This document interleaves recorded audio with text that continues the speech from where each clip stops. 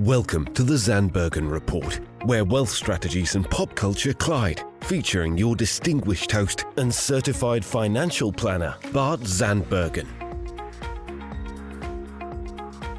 Welcome to our show of Dream Chasers and Wealth Makers. We are thrilled to be back in the studio today with a new episode of the Zandbergen Report. I'm proud to bring in the movers, shakers, and difference makers who are passionate about sharing what they have learned and what you need to know today. Today, I'm very pleased to have a national celebrity. No. Can I go that far? How about local national celebrity? Local stations, different parts of the United States. Yes. How's that sound? That sounds good. I just thought I'd come right out of the gate to try to embarrass you. Yeah, you did a good job with that. So my guest is Tony Tantillo, known to some of you from segments on our local news channel on CBS Channel 2, but I know that you do other national states, right? Yeah, WCBS New York, KPX San Francisco, a few of the O&Os, CBS O&Os around the country since 94. Yeah, since 94. It's been a long time.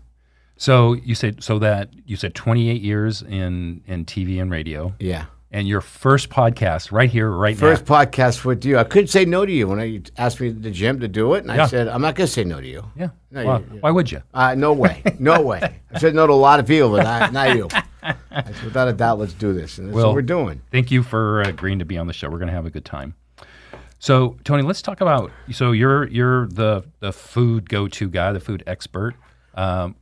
Did I overstate that as well? No, not food expert. I grew up in the produce market, and I started talking about stuff on TV back in 94 and KPX in San Francisco. And then in 2000, I moved to New York, started WCBS TV in New York and some of the other O&Os that CBS has.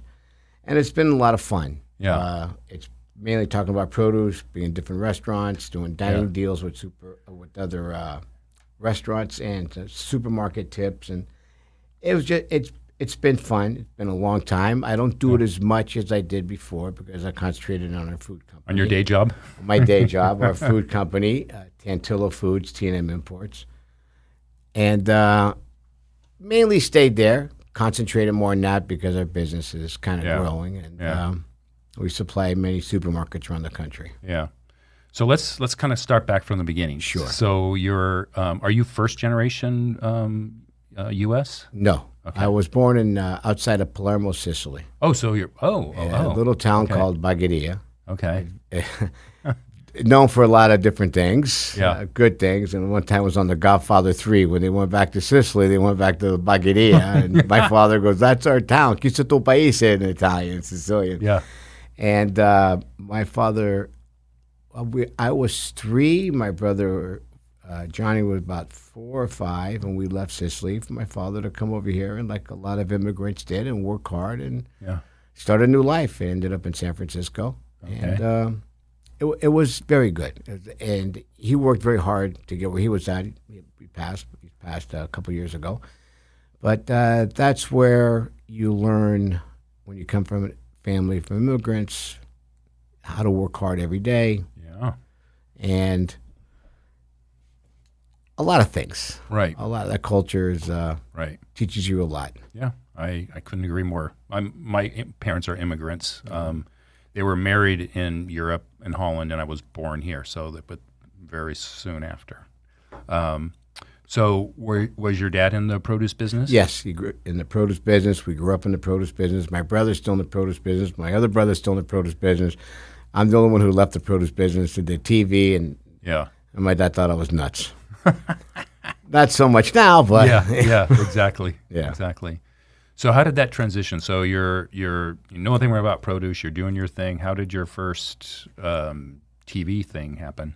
And very long ago, the San Jose flea market in San Jose. I had fruit stands there, and somebody asked me to do a segment for radio and TV about produce. At that time, the greengrocer Joe Carcioni, back in the years, because the greengrocer passed away a few years before that. So I did, and little by little, it just grew. Yeah. And never with a script. Put the camera on. Yeah. Hold a melon, orange. Talk about the melon. And talk about the selection tips. Yeah. Storage, nutritional value, best way to cook it. Yeah. And it took off. Right. And then from there, I went into the food business with olive oils from Italy, pasta sauces, all kinds of items. Okay. All right. And that's your day job now, right? Yeah, it's my day job. And it's very challenging, but very, very rewarding and fun. Yeah. Yeah. We were talking earlier about your shipments being stuck. So what's happening there? Well, during COVID, we were very lucky. Our business grew, like all food business in the retail world grew. Yeah. If you were on the other side of the fence, you're in the food industry world, restaurants, it was very challenging. You were shut down. Right. There's really no work for you to do, period. Right. We were on the other side where our business grew. But it could have went the other way too. You never know. So I always told my team and my family, don't say we're doing very good. Just say we've been fortunate, because we were fortunate. Nobody got smarter overnight. The company tripled. We just were able to supply our customers with product, right. and the stuff was flying off the shelves. So little by little, it just started growing and started growing and started growing with our private label arm.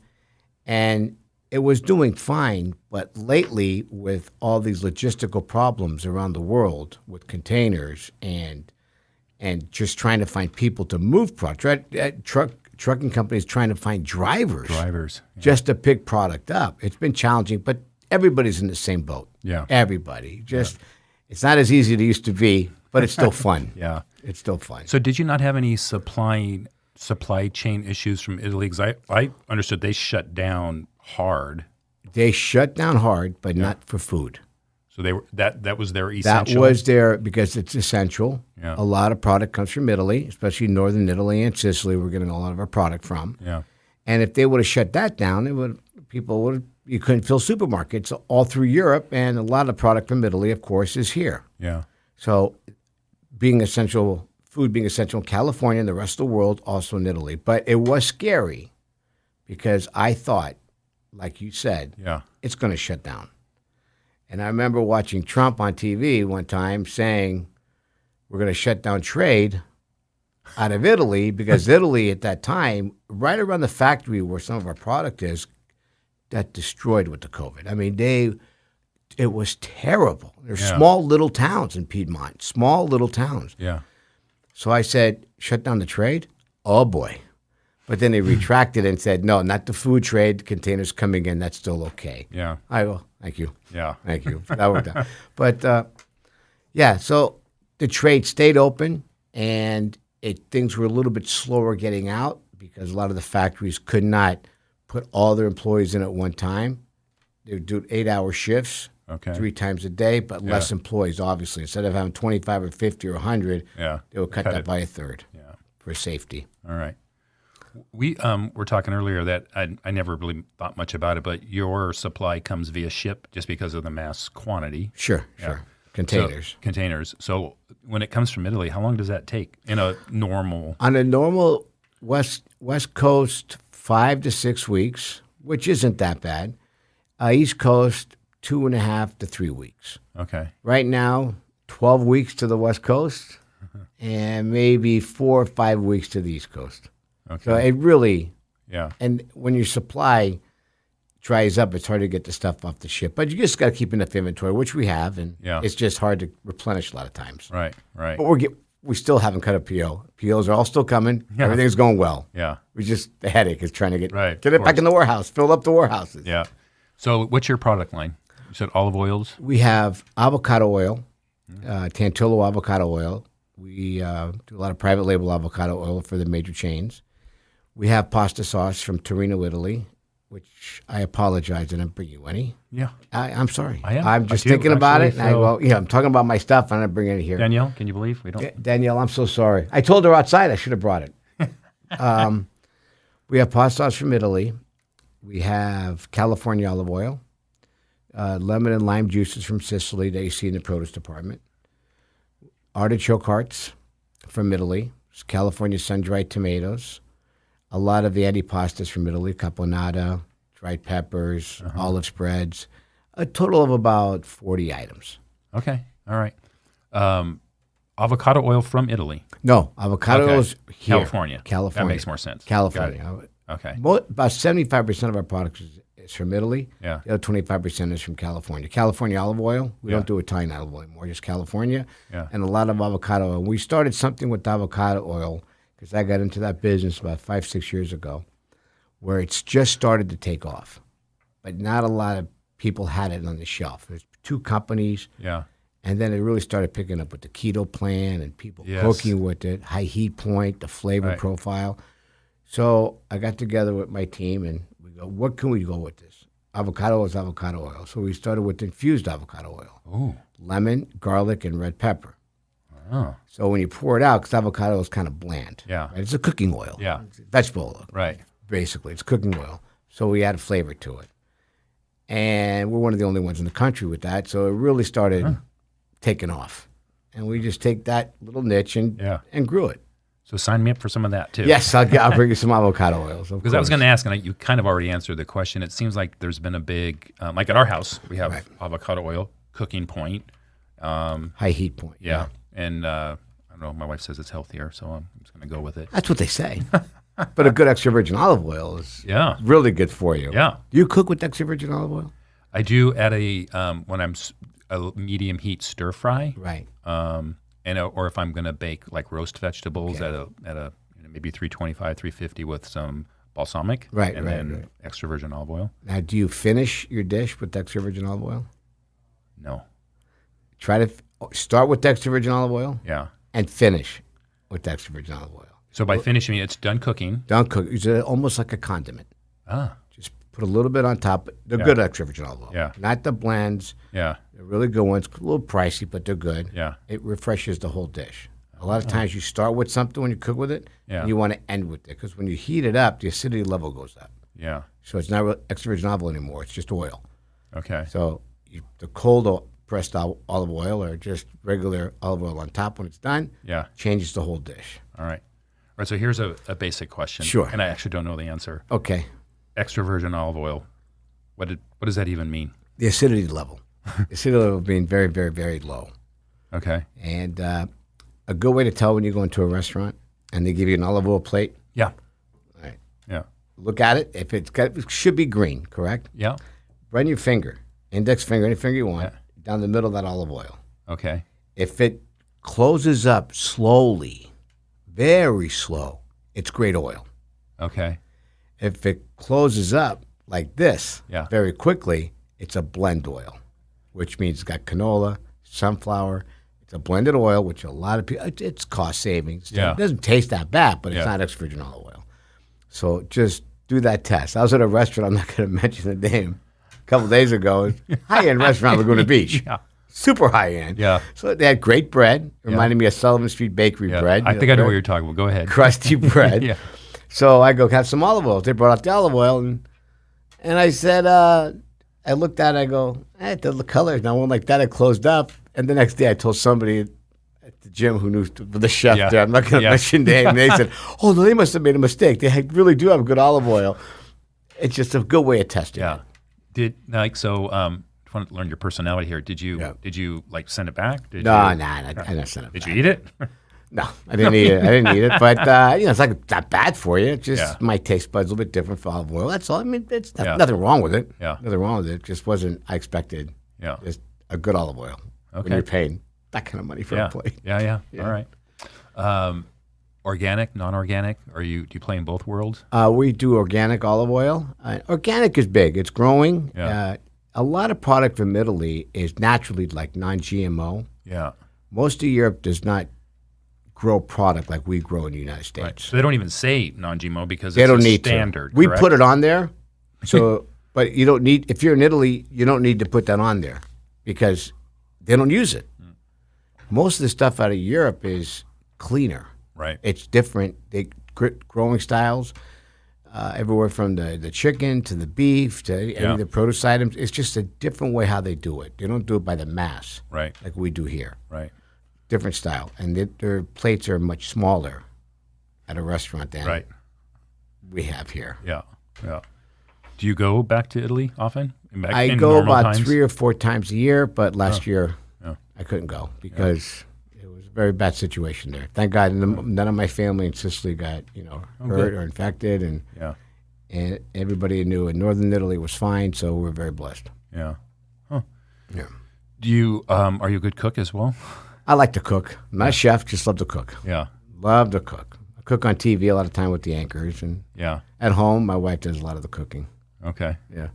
I like it better that way. What makes a good pasta sauce? Just the ingredients. That's it.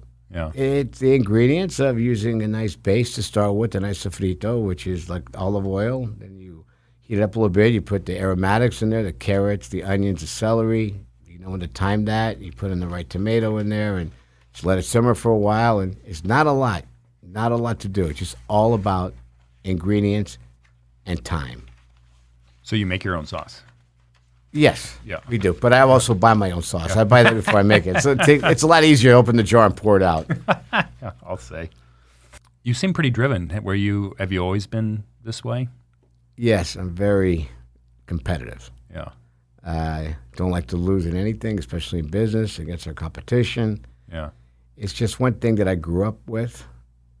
I had fruit stands at the San Jose flea market in the 80s and the 90s, where your competition was not down the street, but it was 2 inches away. Yeah. At farmer's market. Yeah. Here's your fruit stand. There's Yeah. the other fruit stand. So you kind of learn about competition, drive yourself to make sure you're better than the guy that's right there. Yeah. So the customer, all he has to do is take 1 foot the other way, and he's shopping someplace else. So what does 15-year-old Tony do when his competitor is 2 inches away from him selling the same oranges? well, I'll try to display it better. Okay. And make a nice bigger display. The sign's a little bit bigger. Try to get them a little bit on the price. Yeah. And just old-fashioned way, hawk it.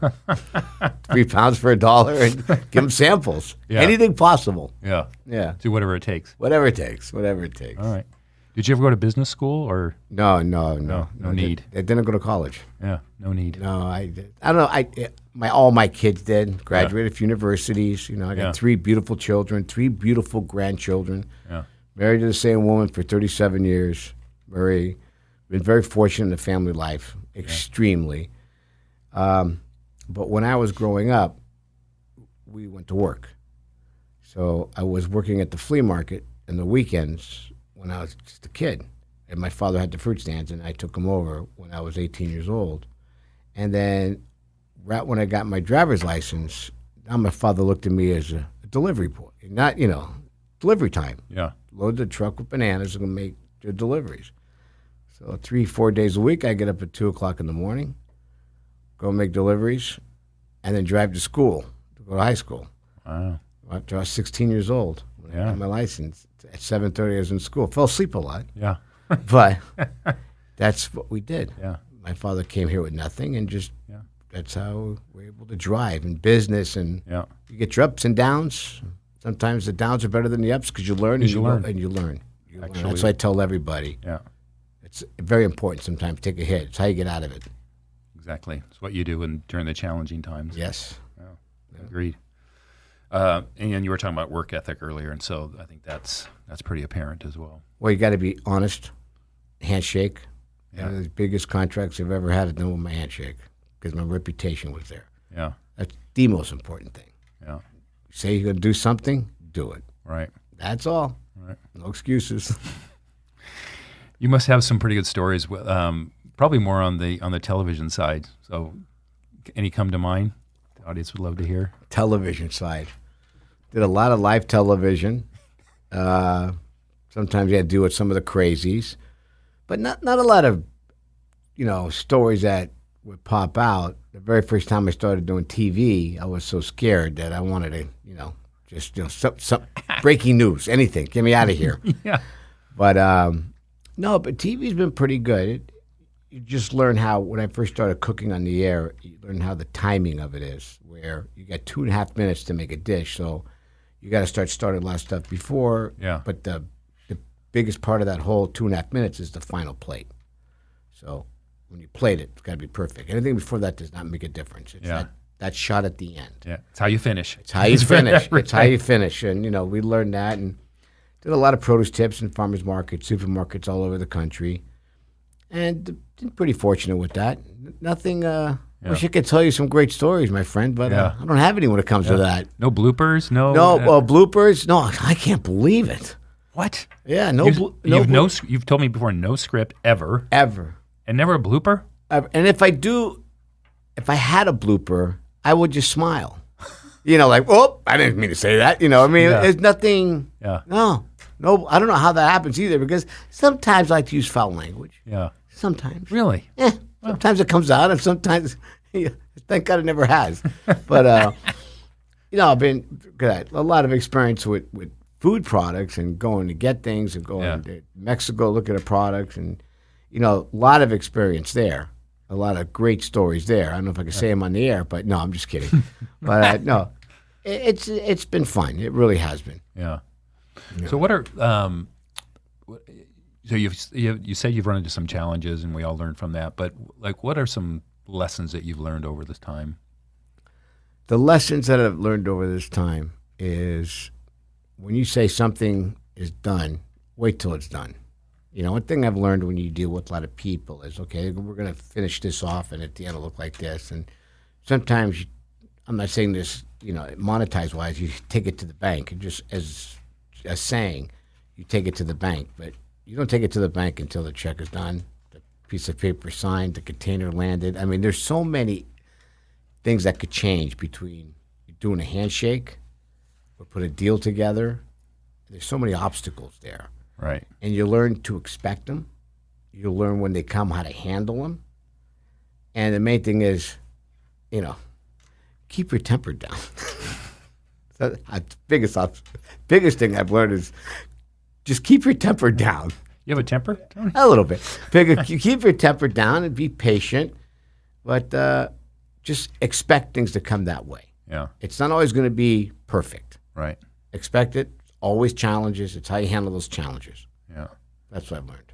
So hope for the best and plan hope for the best. If the worst comes, just handle it. Yeah. That's all. And don't be scared of it.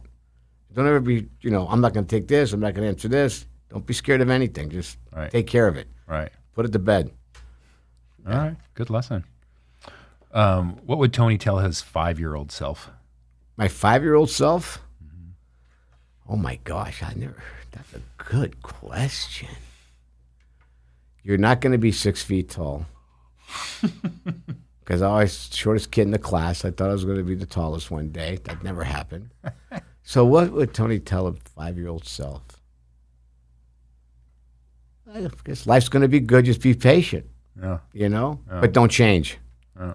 Don't change. Don't change your personality. Be yourself. Be yourself. Yeah. And don't listen to people tell you to change. Yeah.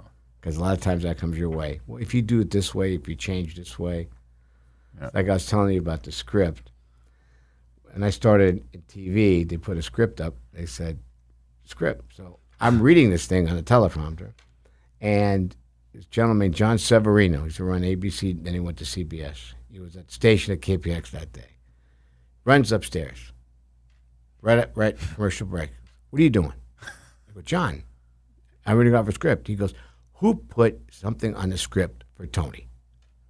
Who put something on the teleprompter? Well, the producers, writers did. He goes, I don't want nobody writing for him. He put me off to the side. He goes, you just be you. And if someone says you talk with your hands too much, keep talking with your hands. If someone says, your language sometimes, the way you verse, the way you say things, let it go. Just be yourself. And that was the best lesson I've ever learned in that world. Right. Just be yourself. That's a great compliment, too, actually. Oh, yeah. Yeah, it is. Someone have that much faith I thought in you. he was going to throw me out that day. And instead it went up. You went up a notch. I see you at the gym in the morning, so I know you have a bit of a routine. What is your kind of your daily routine look like? Are you regimented Very. throughout? Okay, Very. Let's hear it. I really enjoy. I'm going to be 64 in a few months. 63 now, obviously, and I've been working out my whole life. So the first thing I do when I get up in the morning is I just get ready to go to the gym. You're there before me. You're done when I show up, by the way.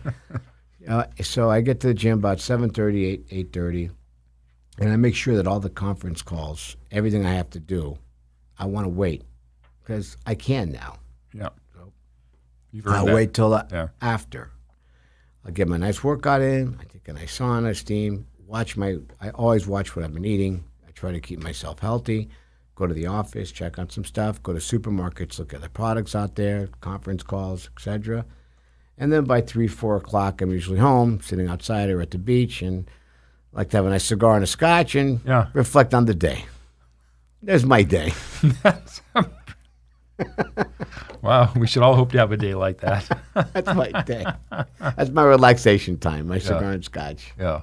Yeah. Very nice. Very nice. And you said your wife does the cooking. She does the cooking. She's also the CFO of the company. She's also my right-hand person, everything. Yeah. Everything. It's kind of scary. She controls the money. No, I'm okay with that. Has there been a book that has influenced you, like more than anything? No, not really. I read a few books. I never was really into reading books a lot. No, just life in general and people. People influence me. Okay. Watching people I've hung around with, people I admire, how their ethics are, how they are with other people. I'm more influenced by a person than by a book or a movie or TV or anything. Mm-hmm.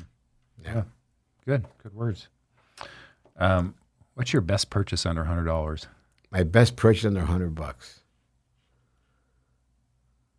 Glenlivet 18. I found it one time for $95. That's a scotch, right? It's a scotch.